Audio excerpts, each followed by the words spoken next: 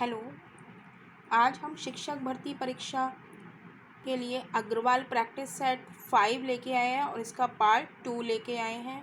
और इसके practice set 1 से लेके 4 तक की हम वीडियो बना चुके हैं। वो प्रैक्टिस सेट हमारे चैनल पे उपलब्ध हैं, तो वो आप लोग देख लीजिए। ये क्वेश्चन बहुत इम्पोर्टेंट होने वाले हैं आपके शिक्षक भर्ती परीक्षा के लिए।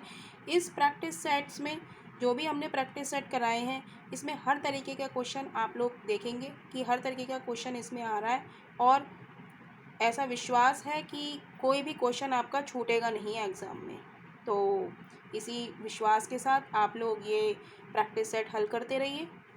और आपके एग्ज़ाम की डेट भी अब नज़दीक ही आ रही है, तो हम देखते हैं इस प्रैक्टिस सेट का क्वेश्चन नंबर 11। क्वेश्चन नंबर 11 है, रुपये 715 को A, B तथा C में 6:4:3 के अनुपात में बांटा गया हो तो B के प्राप्त भाग कितना है। तो इसका सॉल्यूशन हम लिखेंगे।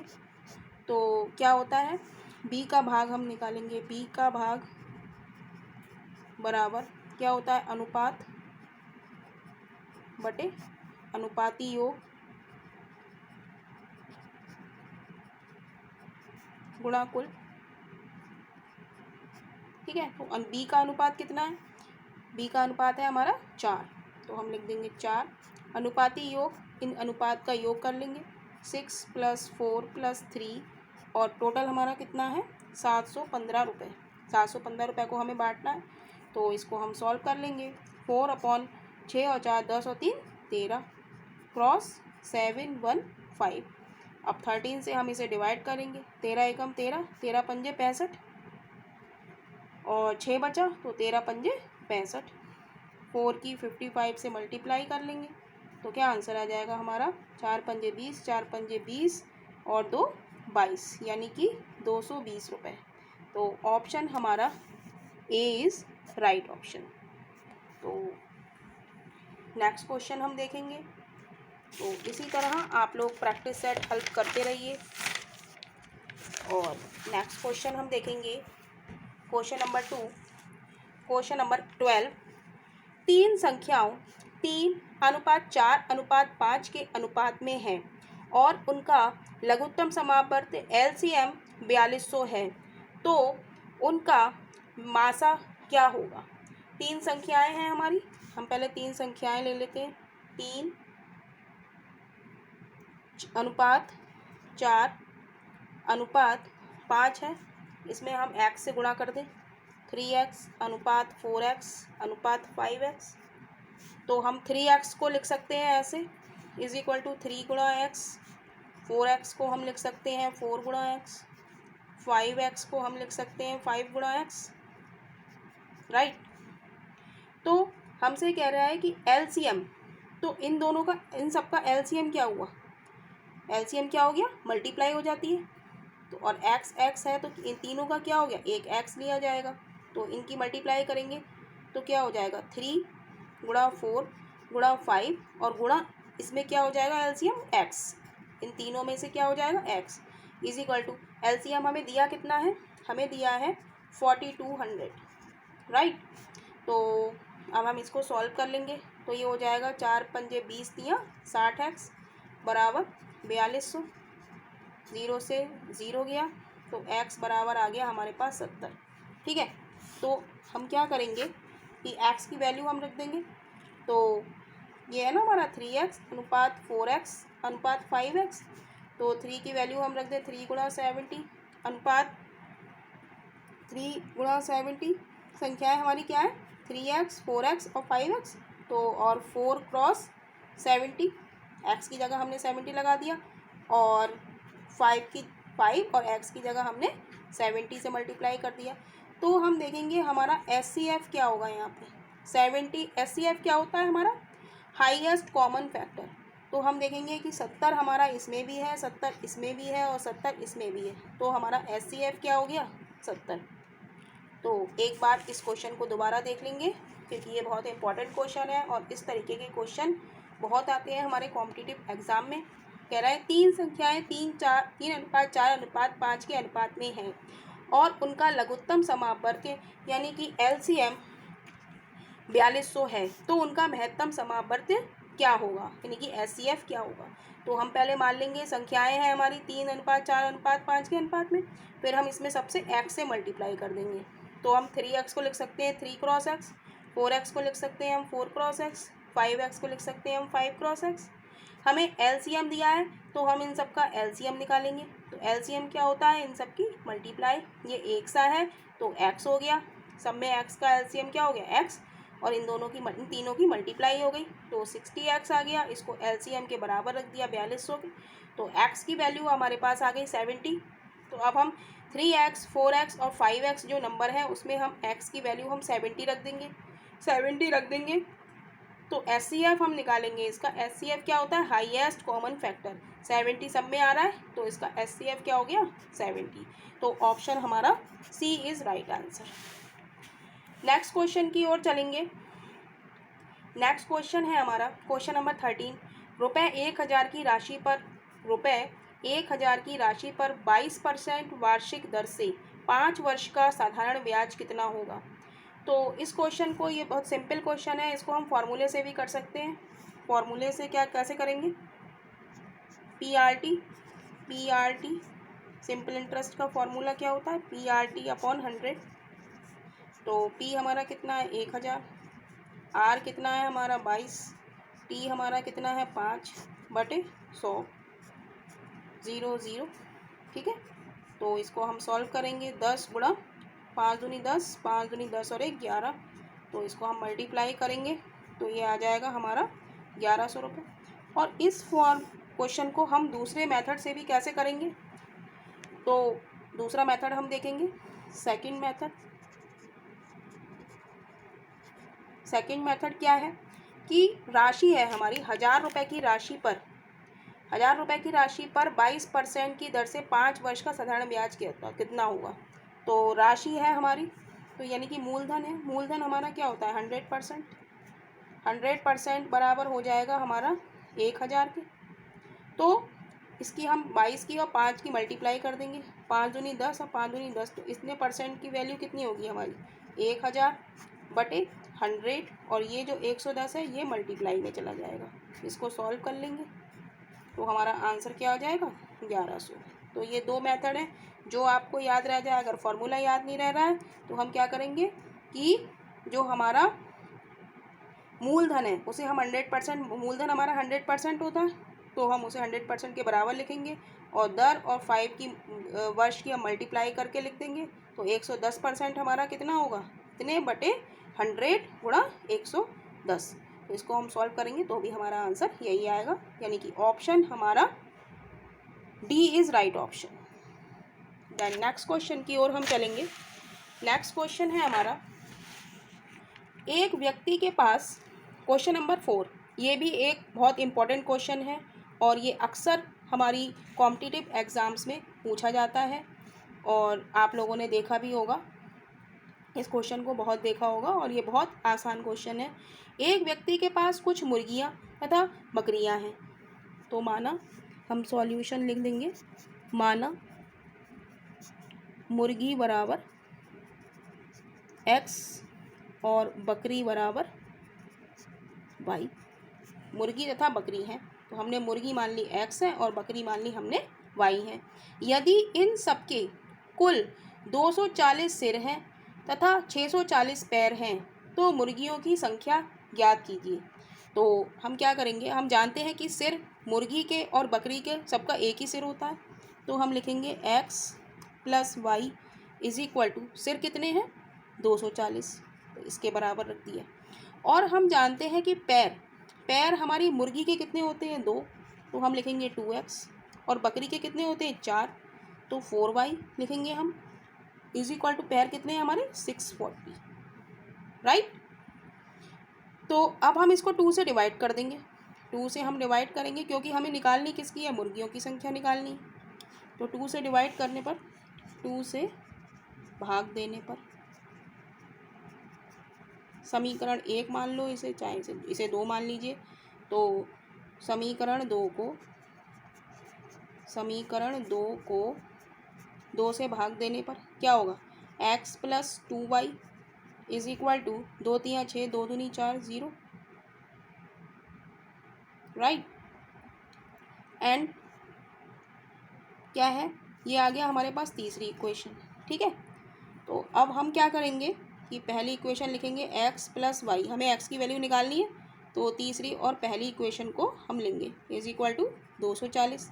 अब हमें निकालनी है मुर्गियों की संख्या, मुर्गियों की संख्या हमने मानी है x, तो हमें x चाहिए, तो हम x को नहीं छुएंगे, हमें y हटाना है, तो y हटाना है तो हम इसके 2 से मल्टीप्लाई कर देंगे, 2 से मल्टीप्लाई कर दी, तो यहाँ पे क्या हो जाएगा, 2 से मल्टीप्लाई करने पे ये हो जाएगा 0, 2 चौक 8, 2 दूनी 4, ये हो जाएगा हमारा 480, या हम अलग से सॉल्व कर लेते हैं। तो x plus 2y is equal to 320, ये हमने तीसरी इक्वेशन लिख दी, और इसको जब हमने 2 से मल्टीप्लाई करा तो ये हो गया 2x plus 2y is equal to 480, right. क्योंकि हमें y हमें कट करना है तो हमने 2 से मल्टीप्लाई कर दिया। अब हम क्या करेंगे, साइन चेंज करेंगे, माइनस माइनस माइनस, तो प्लस माइनस कट जाता है, तो यहाँ पे क्या बचेगा, यहाँ पे बचेगा हमारा minus x is equal to minus, अब घटा दीजिए इसको, कितना बचेगा 0, 8 में से 2 गया 6 बचा, और 4 में से 3 गया 1 बचा, माइनस से माइनस चला जाएगा, तो x बराबर 160। तो हमारी मुर्गियों की संख्या कितनी है, 160, तो option D is right option. तो बस हमें यही ध्यान रखना है कि सिर तो सबके एक ही एक होते हैं, और मुर्गी के जो मुर्गी के पैर कितने होते हैं 2, और बकरी के कितने होते हैं 4, तो हमें 2x plus 4y is equal to 640, right. Then next question की ओर हम चलेंगे। नेक्स्ट क्वेश्चन है हमारा, अब हमें ये डायग्राम दिया है, दिए गए चित्र में x का मान ज्ञात कीजिए, इस कोण का हमें मान ज्ञात करना है, और ये कोण क्या होगा हमारा, तो देखते हैं। चूँकि हम जानते हैं सॉल्यूशन, अर्धवृत्त में बना कोण समकोण होता है, हम जानते हैं, इसलिए कोण ACB बराबर कितना हो जाएगा 90 डिग्री। ये कोण हमारा, ये जो कोण है ये कितना हो जाएगा 90 डिग्री, क्योंकि ये एक प्रमेय होती है जिसमें कहते हैं कि अर्धवृत्त में, ये हमारा आधा ही तो वृत्त है, ये आधा वृत्त है, यहाँ से लेके यहाँ तक ये आधा वृत्त है, तो अर्धवृत्त में बना कोण क्या होता है, समकोण होता है, यानी कि 90 डिग्री होता है। तो वो कह रहा है इस कोण का मान बताइए। अब ये क्या है, एक त्रिभुज ही तो है, और त्रिभुज के तीनों कोणों का योग क्या होता है 180 डिग्री, तो हम लिख सकते हैं x ये वाला कोण प्लस ये वाला प्लस ये वाला, x plus 90 degree plus 60 degree is equal to 180 degree, right. अब हम इसको ऐड कर लेंगे, इसको हम ऐड करेंगे तो ये क्या आएगा, x plus 150 degree is equal to 180 degree, तो x is equal to 180 minus 150, तो x is equal to 30 degree, तो इसकी वैल्यू हमारी कितनी आ गई 30 डिग्री, तो option is a is right option. तो नेक्स्ट क्वेश्चन की ओर हम चलेंगे। तो क्वेश्चन नंबर 16 है हमारा कि 2 की power x cross 32 is equal to 4 की पावर 2x प्लस 9 में x का मान ज्ञात कीजिए।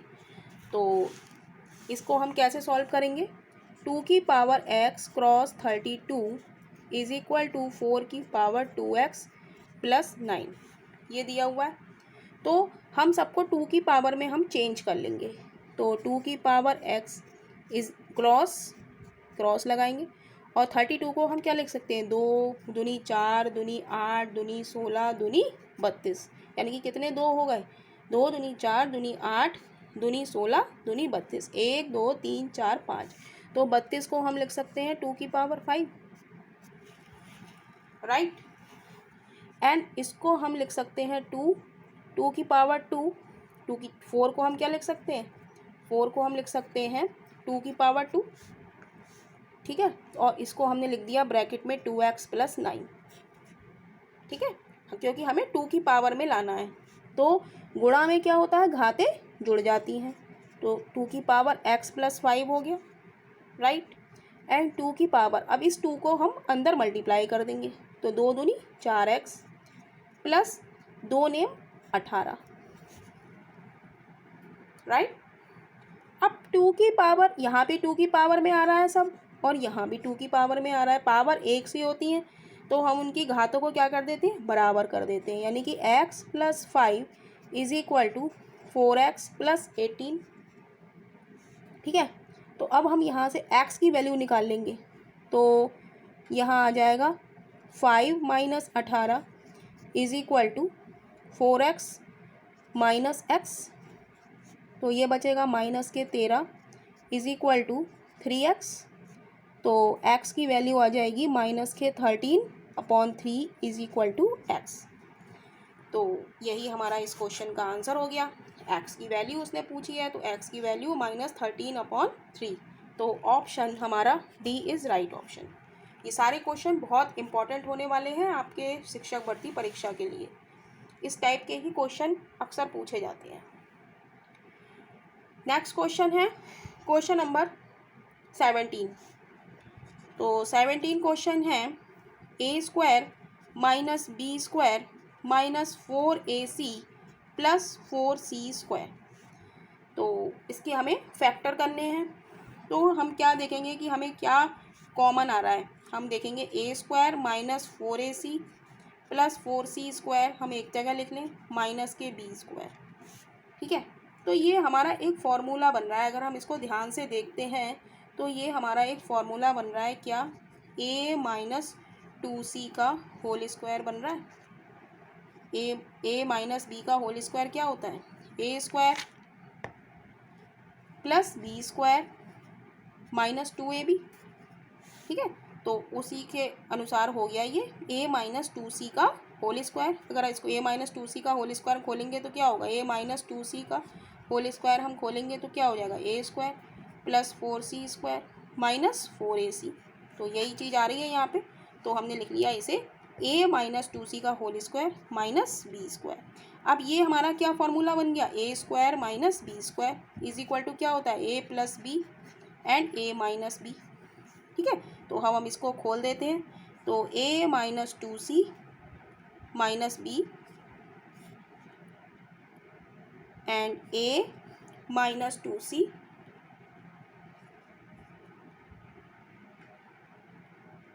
+ b, a - 2c - b and a - 2c + b।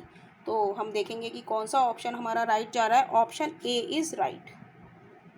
Then next question हम देखेंगे क्वेश्चन नंबर 18, या प्रैक्टिस सेट का 68 क्वेश्चन है ये।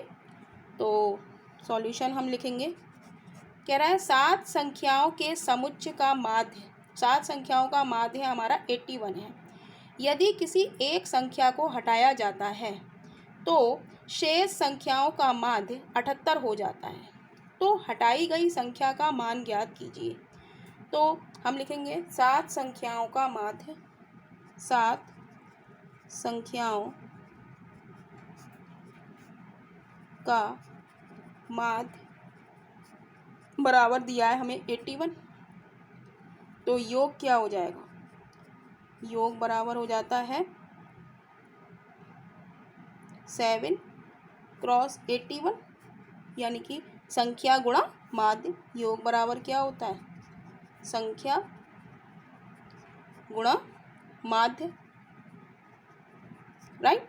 तो हमने संख्या हमारी 7 है और माध्य हमारा क्या है 81, तो इसकी मल्टीप्लाई हमने कर दी, तो क्या आ गया हमारे पास 7 एकम 7, 7 अट्ठे 56, राइट। अब वो कह रहा है, ये तो इसकी बात हो गई, योग निकला है। अब वो कह रहा है यदि किसी एक संख्या को हटाया जाता है तो शेष संख्याओं का माध्य 78 हो जाता है। कह रहा है एक संख्या, माना हटाई गई संख्या x है, हम मान लें, माना किसी एक संख्या को हटाया उन्होंने, तो कह रहे हैं माना हटाई संख्या बराबर x। यदि हम किसी संख्या को हटाया जाता है, यानी कि टोटल हमारी संख्याएं कितनी है 567, इसमें से एक संख्या को हटा दिया हमने, बाहर निकाल दिया, तो शेष संख्याओं का औसत कितना हो जाए। शेष संख्या कितनी बची हमारे पास 6, तो उनका औसत कितना है, औसत कितना है हमारा माध्य, तो उनका माध्य कितना है 78। कह रहे हैं अगर एक संख्या हटा ली हमने, x हटा ली, शेष संख्याएं बची, एक संख्या को हटा ली तो हमारे पास 7 थी, तो कितनी रह गई, अब 6 रह गई, तो कह रहा है इनका माध्य है 78। तो कह रहे हैं हटाई गई संख्या का मान यानी कि x का मान आप ज्ञात कीजिए। तो 567 minus x is equal to 6 cross 78, इसकी मल्टीप्लाई हो जाएगी। तो 567 minus x is equal to 6 अट्ठे 48, 6 सत्ते 42 और 4 46। तो x की वैल्यू हमारे पास आ जाएगी 567 minus 468 is equal to x, right. अब हम इसे घटाएंगे, 17 में से 8 गया 9, यहाँ पे बचा 9, तो 99 इज इक्वल टू x, यानी कि x की वैल्यू हमारी कितनी आ गई 99।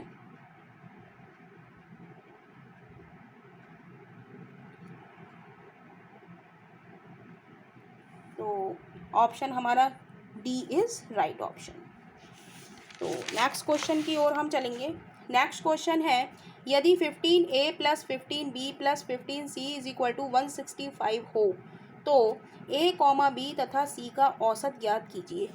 तो 15a plus 15b plus 15c is equal to 165 हमें दिया हुआ है, तो हम इसमें से 15 कॉमन ले लें, तो a plus b plus c is equal to 165, right. तो a plus b plus c की वैल्यू क्या आ जाएगी हमारी 165/15, यानी कि a plus b plus c की वैल्यू कितनी आ जाएगी 15 एकम 15 और 15 एकम 15, तो a plus b plus c की वैल्यू कितनी आ गई हमारी 11। अब ये कह रहा है औसत ज्ञात कीजिए, a b तथा c का औसत ज्ञात कीजिए। तो औसत क्या होता है a plus b plus c upon 3 is equal to क्या हो जाएगा 11/3, ठीक है। तो औसत क्या हो जाएगा हमारा, औसत क्या होता है संख्याओं का योग बटे संख्या। तो 3 संख्याएं हैं और सबको जोड़ दिया हमने, जोड़ोगे हमारा आया 11, तो औसत क्या आ गया हमारा 11/3, ये राइट ऑप्शन। तो ऑप्शन बी इज राइट। अब वो कह रहा है ये क्वेश्चन, यदि a is equal to x such that x एक धन पूर्णांक है तथा b is equal to x such that x एक ऋण पूर्णांक है। धन पूर्णांक मतलब, धन पूर्णांक का मतलब है पॉजिटिव नंबर है 1 2 3 सो ऑन सो ऑन, और ऋण पूर्णांक का मतलब है कि माइनस में नंबर है, ठीक है। धन एक्स ए में कह रहा है पॉजिटिव संख्या है, बी में कह रहा है कि नेगेटिव संख्या है। तो ए यूनियन बी का मान ज्ञात कीजिए। तो अगर हम इन दोनों को मिला लें तो ये क्या होगा, एक इंटीजर ही तो हो जाएंगे ये, तो उसे हम क्या कहेंगे एक पूर्णांक संख्या। सबको ए यूनियन बी का मतलब ए में भी हो और बी में भी हो, तो ए और बी दोनों में जो 1 2 3 हम वो खींचते हैं ना लाइन, 0 1 2 3 4 सो ऑन, और इधर क्या आते हैं हमारे माइनस के नंबर, माइनस के 2 माइनस के 3 माइनस के 4, तो ये सब हमारे क्या कहलाते हैं पूर्णांक संख्या कहलाती हैं, इंटीजर्स कहलाते हैं ये। तो यही हमारे को आंसर डी इसका राइट हो जाएगा। तो यही इस प्रैक्टिस सेट में है। अगर आपको प्रैक्टिस सेट पसंद आया हो तो प्लीज़ वीडियो को लाइक कीजिएगा और चैनल को सब्सक्राइब कीजिएगा, और जिससे कि हमें मोटिवेशन मिले और हम आगे और भी अच्छे अच्छे प्रैक्टिस सेट हम ऐसे ही सॉल्व करते रहें। तो प्लीज़ वीडियो को लाइक और चैनल को सब्सक्राइब कीजिएगा।